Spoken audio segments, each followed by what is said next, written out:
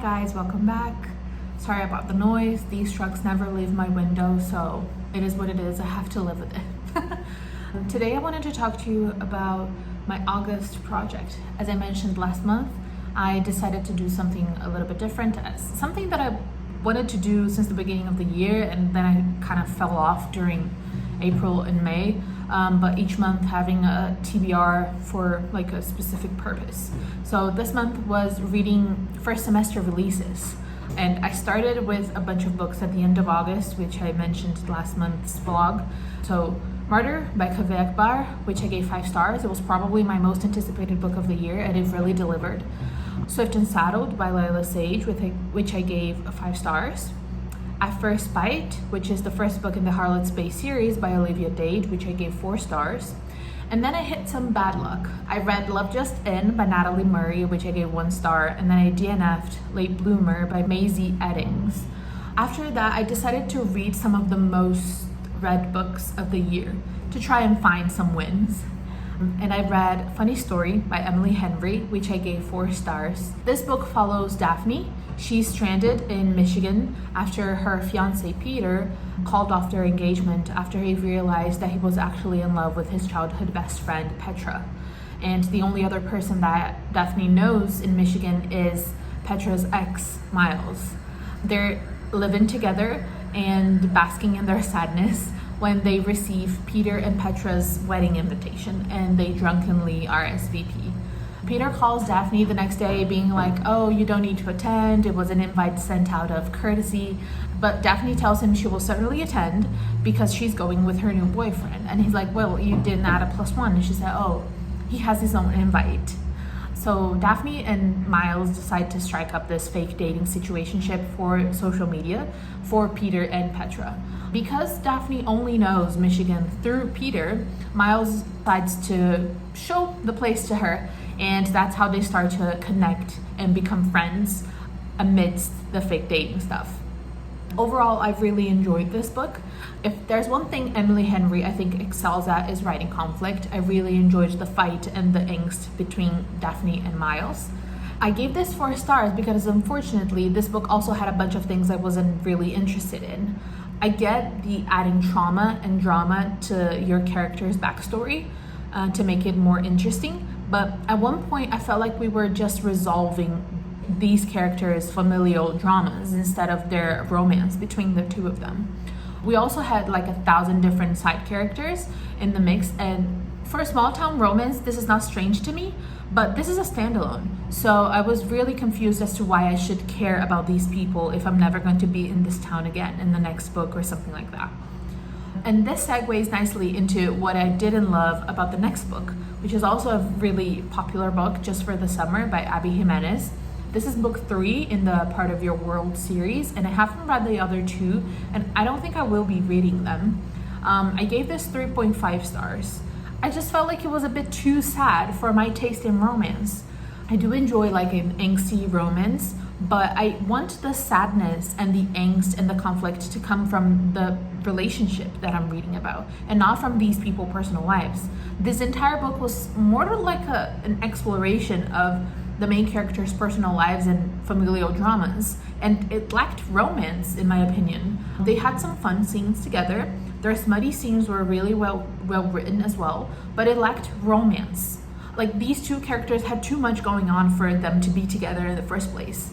The premise sounds fun. It's a summer romance, but it ended up being way too sad. This book follows Justin and Emma, and Justin posts a Reddit thread on Am I the Asshole about his curse. Every woman that he dates, after they break up, they find their soulmate. Emma's best friend and foster sister Maddie sends the thread to her being like, oh my god, this is so you. Emma slides into Justin's DMs and they start talking. She goes to Minnesota to be with him and try to break the curse. They need to have 4 dates, 1 kiss, and then they break up and they will find their soulmates. But unfortunately, things take a turn when, 1, Emma's toxic absent mother shows up in Minnesota and starts dating her landlord, and he's also a surgeon at the hospital she's working at with Maddie, her foster sister. And 2, Justin has to assume guardianship of 3 of his siblings because his mother is going to jail for the next 6 years for embezzling $200,000. Like, do you see how the premise is really quirky and fun? They're gonna break this curse, they're gonna fake date, and maybe fall in love. But the execution is really, really sad. It's a sweet story. Like, the biggest part of the book is just these family dynamics that I really should have looked into before starting the book. But I didn't, and I got caught off guard. Overall, I enjoyed the little bits of romance that we had in this book, but I felt like it was too focused on these people's families, and I don't really enjoy that. If you like that kind of thing, I think you'll really like this one. Then I read Savor by Tara Dewitt. I gave this 3.75 stars. I don't know, I enjoyed this book, but there was one particular aspect that I didn't like, and that made me not enjoy it as much. Fisher is moving to Spoons, Oregon for the summer with his niece, Indy. He was a chef in New York until he was fired after losing his restaurant a Michelin star. And his boss, Callie, sends him to Oregon so he can consult on her new restaurant that she's opening there. If he does well, he can come back to New York and get his job back. He is going with Indy, his niece, because he's currently her guardian after her mother, Freya, passed away in a car accident. She used to live with his parents back in Nebraska, but she ran away, and that's why he is taking care of her right now. The main female character is Sage. She has lived in Spoons her entire life. She has 3 brothers. She's a social sciences teacher, and she has a small farm right next to the house that Fisher is renting for the summer. The blurb indicates that they are going to enter this fake dating situationship because, one, Fisher needs help convincing the town that the restaurant Starhopper is something that can also be a part of, and it's not going to hinder on their financial situation. And Sage needs help with this town's yearly competition that they have every August, because her ex-boyfriend, the person that used to always win this competition, is now participating with his new fiance, Cassidy. But in reality, Sage and Fisher start to fall in love long before they have a reason to fall in love. So the fake dating situation is not really a strong part of the book, but their romance is front and center. I enjoyed the book. I liked the themes that it talked about: grief, burnout, feeling at home in such a small town, enjoying the little things. And I really felt the romance was really romantic, something that I had missed in the previous books. Really swoony conversations, the steamy scenes are really good, and they have incredible communication between the both of them. But, and here's the spoiler alert, I would have enjoyed this book a lot more if they hadn't gotten together in the end. I know that sounds crazy, but I really thought the fact that they both knew summer was temporary, they were going to try and savor their relationship while it lasted. It was really romantic, and I found it really beautiful. I wish we got the bittersweet ending that this story deserved. Knowing they were perfect for each other, but also knowing Fisher needed to go back to New York. I don't know, I would have found it okay to have an epilogue where they found each other again, years down the line. But the fact that it was so soon after their breakup, I don't know, it felt unnecessary. I love the angst, and I know I'm probably alone in thinking that they shouldn't have gotten together in the end. But this is why I gave it 3.75, because I felt like the ending didn't stick the landing. And other than that, I was also expecting a little bit more, from the steamy scenes, from their connection, from the entire fake dating plot line. I don't know, I went into it thinking it would be more than it was, which is why I ended up at a 3.75. A little bit more than just okay, but a little less than liked. But I will read the next book. It's not really an interconnected series. It doesn't have a name, at least on Goodreads, but I saw that she is going to do a book about Ellis and his ex-wife, Ren. Ellis is Sage's older brother, and they have some connection, Ellis and Ren, in this book. I highlighted every single scene both of them were in, and I cried 3 times with their scenes. So I'm really, really highly expecting this book, and I hope it doesn't, from what I've read, from people that have read the arcs, it sounds good. So I'm hoping it is. Then thankfully, the next books that I read for this project, I gave 5 stars, the next 2. So I feel really accomplished. I read 4 5 stars for this project, so maybe new releases is my jam. I don't know. The next book was Expiration Dates by Rebecca Searle. I gave it 5 stars, like I said. This book follows Daphne Bell. She's an assistant in LA, and every time she meets a new man, she gets this piece of paper that says how long they're gonna be together. Until the book starts and she finally receives a note that only has the name of the guy, no time. In between the chapters of her story with Jake, we see some of her past relationships. So 3 days in Paris, 5 weeks in San Francisco, but most importantly, the 3 months with Hugo, who turned out to be her best friend after they broke up. And spoiler alert here, I don't think this hinders on you enjoying the book, which is why I'm gonna talk about it. The grand twist of the book is that Daphne is also struggling with a congenital heart disease that could make her heart stop at any moment. So all of this slips of paper also give her a breather. She's going to be alive for the next 5 weeks, 3 months, 3 days, or anything like that.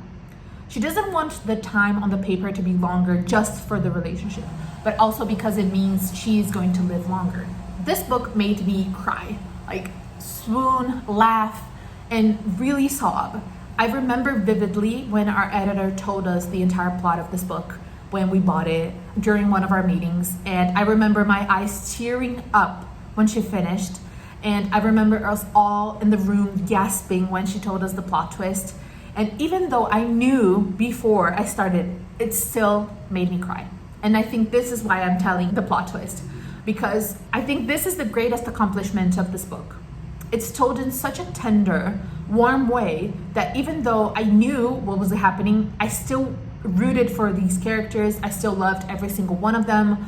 Yeah, I still loved the book all the same, even though I knew what was happening.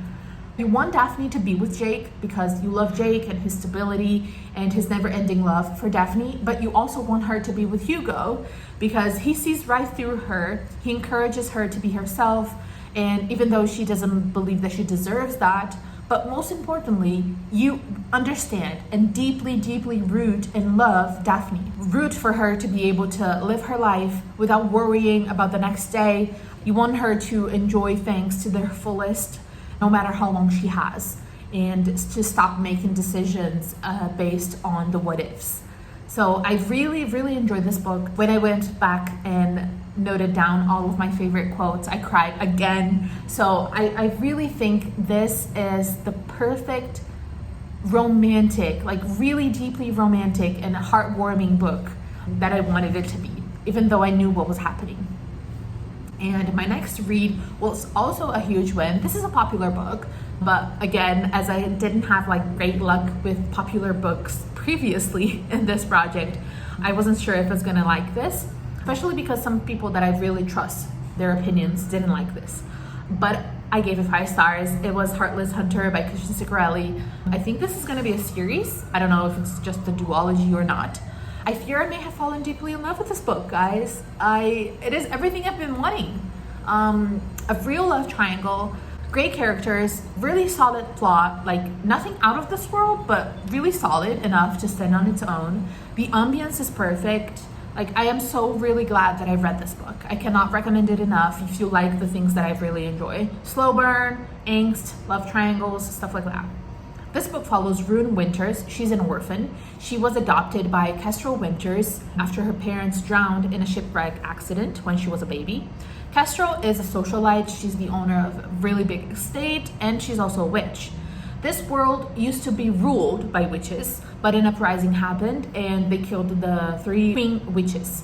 And now it's with the New Republic, the Blood Guard, the military are responsible for hunting down every single remaining witch. When the Blood Guards start seizing Kestrel's ships, she needed to flee with Rune as soon as possible, but they were betrayed. Thankfully, Rune's best friend, Alex, managed to warn them before they got caught.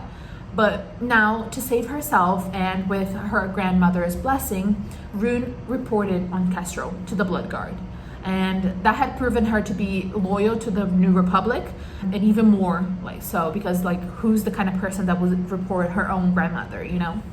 So Rune used this ruse to continue saving witches in this world and smuggling them out of the islands. During the day, she plays the part of this dumb, silly little socialite just to garner information from people around her. And during the night, she's the Crimson Moth, a witch who is saving other witches from the Blood Guard's cells.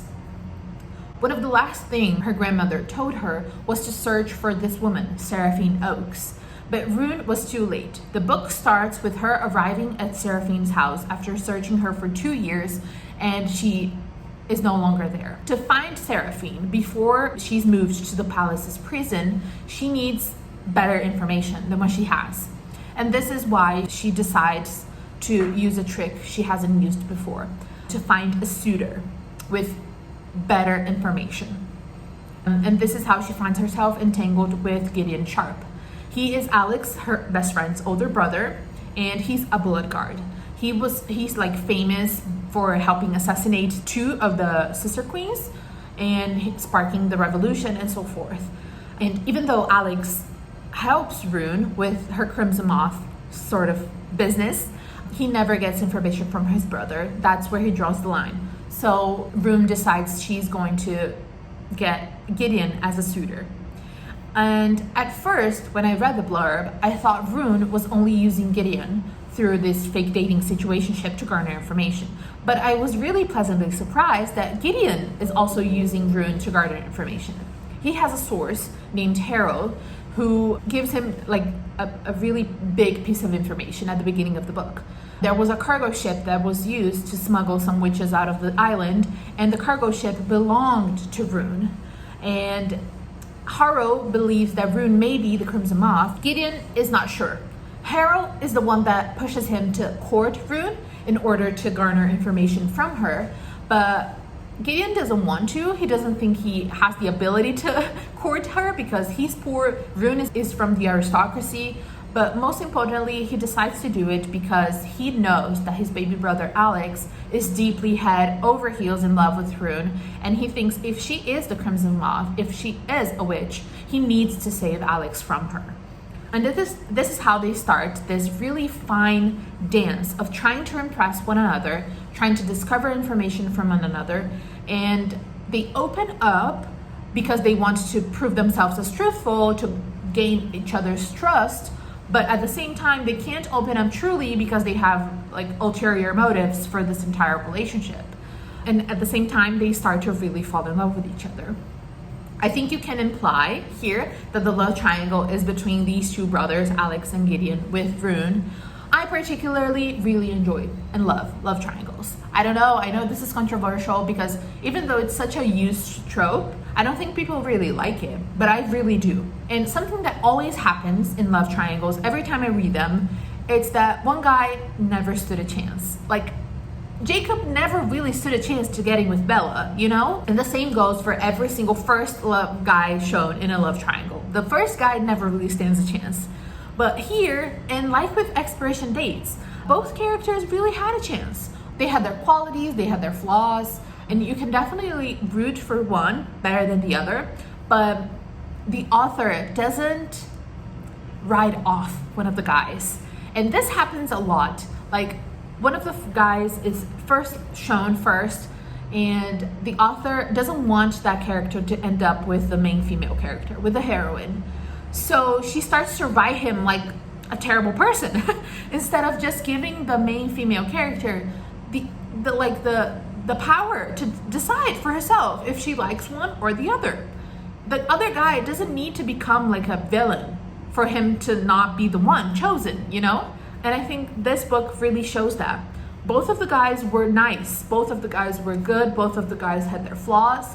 She chooses one, and she can choose the other as well. And I don't know, it gives the main character, the main female character, the agency to choose her life and not just write off this guy as being a terrible guy just because you don't want him in the picture no longer. And I think this one of the main reasons why I've really loved this book. But sadly, the month didn't end in such a high note. I then read like 3 really mid books. The first one was First Love, Essays on Friendship by Lily Dossinger, which I gave 3 stars. It's an essay collection on friendships, female friendships. I enjoyed the essay collection overall. They had more duds than wins. Like, there were some very interesting conversations about Tumblr, sad girls, violence, bisexuality. But there were also very many conversations about living in New York, being a daughter of addicts, fighting addiction herself and using drugs, like stuff that didn't really resonate with me. I don't know exactly why I decided to read this book, because friendships are like my number one trigger. This is not the book's fault, it is my fault. I think I like the idea of this subject matter of reading about female friendships much more than I like actually reading about them. The next book that I also didn't really love is The God of the Woods by Liz Moore, which I gave 3.5 stars. This book follows the disappearance of Barbara Van Laar at a summer camp. Her brother had also gone missing, like not at the camp, but at the same estate because it's owned by their family before she was born. So there are these two interconnected mysteries happening in the book. I found this was one of my most anticipated and expected thrillers of the year. There were really rave reviews talking about how it was both a thriller and very literary fiction, but I found this a lot more confusing than interesting, to be honest. There were way too many people and POVs and timelines and things happening. The bow at the end was okay, which is why I gave it 3 stars, but it was not fulfilling enough to the amount of time and energy I spent reading and piecing these things together. It was also not that very literary, in my opinion. Not very many interesting conversations on anything in particular, even though there were very many openings on motherhood, money, family, sexuality, adolescence, but nothing really well explored, in my opinion. The most interesting chapters were from Alice's point of view, and even then, they weren't that interesting. I don't know, I was expecting a lot more from this book, from the praise that it got, and it didn't really deliver. But it was okay. Then the next book was Such a Bad Influence by Olivia Munter, and I gave this 3 stars again, another mid-thriller. I was really disappointed with this one in particular because I follow this author on social media, and I really thought her writing a book about influencers and a thriller about that would be a fun take, but unfortunately it landed really flat for me. The book follows Hazel Davis. She's a mommy blogger survivor, and her sister, who is 10 years younger than her, has always been on the spotlight. When she was 5, a video of her dancing with their father went viral, mainly because her mother monetized the video, titling it something like, "It's their last dance and they don't even know it," because their father, passed away shortly after the video was taken on a car accident. Hazel wanted nothing to do with their fame. She moved to New York to become a journalist, and she's really struggling to make ends meet when her sister Evie goes on a TikTok live and it ends abruptly after a male figure comes behind her. The book is told from Hazel's point of view, which I found to be my biggest gripe with this book. Hazel does nothing. She just thinks about things, drives to distant places, talks to people, but she doesn't really have much action.